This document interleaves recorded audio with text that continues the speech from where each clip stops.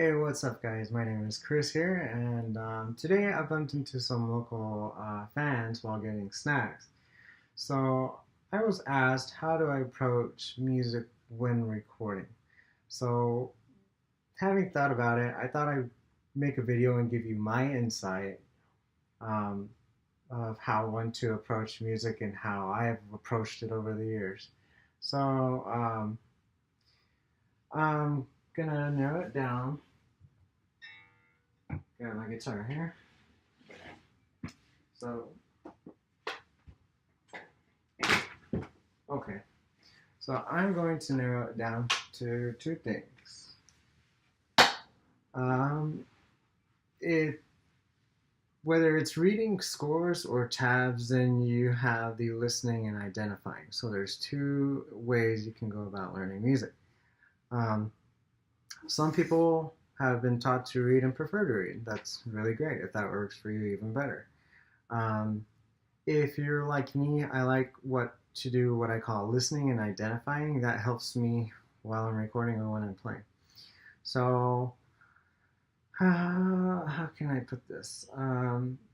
As a musician myself, I can say that um, that no two musicians learn the same material the same way. So, me coming up in high school with being taught music theory and all that is great, but at the same time, it's not that hard to see that you have a cookie cutter, way of learning. And to be honest, that kind of was kind of was good for me and kind of not, because you can actually see, where where your limits were to learning. So if you're one to learn music theory and like music theory, even better. Um, yes, music theory is a language in itself, but uh, how useful it is greatly depends on the person learning. Um, so for me, it's been a 50-50, I'll say, sometimes 75% do good. And then, but I thought, let me share with you how I approach things. So jumping right in, oh, I have, we have reading scores. So mine, one of my favorites that that I started learning since high school, if I can get it. One of my favorites learning through high school was this booklet. Okay, this is when I was learning music theory. My very first album I've ever got my hands on when it came to learning music. So I started reading tabs. Okay, so it all depends on you. Me, I learned something that one of my favorite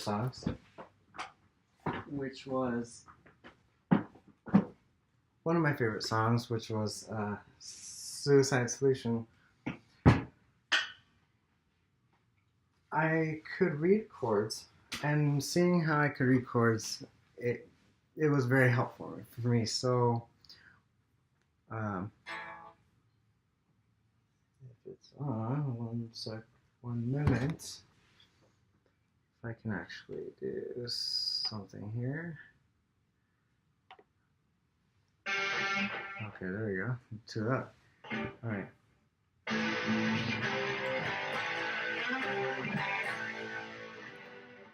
Okay, so learning the first phrase of that song, I could see it and read it. Okay, anyone can read tablatures will know, oh, that's that chord. All right, well, for me, I learned that, but on the fretboard. Reason being is because it exercises your brain where things are on the fretboard. So, for example, if you know those particular three chords, okay, are down here, whenever you're playing another type of song or another type of music or anything that utilizes that same chord, you will know exactly where it is just by hearing it. So that's another key thing about learning about tabs and learning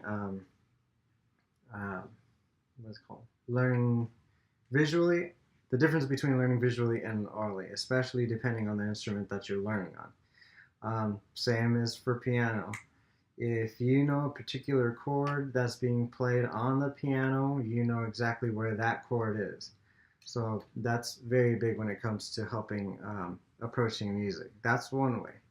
So another way that I would recommend, for me, that um, is, how should I put it? When it comes to playing and composing, you want to make sure that you have. I'll just I'll just narrow it down to three things. You have the music that continues. Okay, so and let me give you an example of one of the songs I'm working on. So. Um,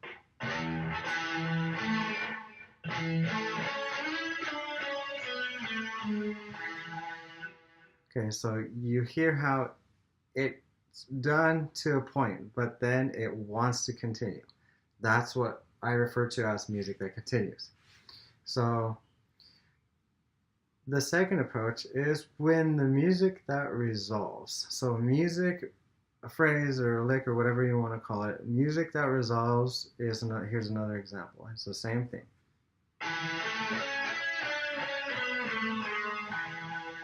Okay, that's the first one.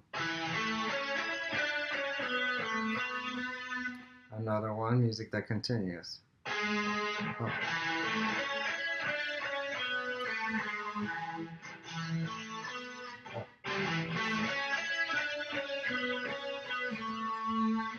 Okay, so you see how that one resolved. So we call that the ending.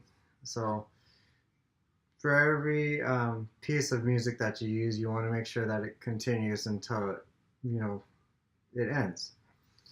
The final that I would recommend also is the music that's what I call music that's final. That's like at the end of the song that you're done, that can be faded out, that can be, stopped immediately, and then the song's done. So that's how I approach my music. So no matter where you are on the fretboard, if you're composing, those rules will always apply. So, but it all depends on you. If you prefer to learn by the book, let's say, then all for you. Go right ahead and do that. If you prefer to learn, well, just by hearing, it's even good as well.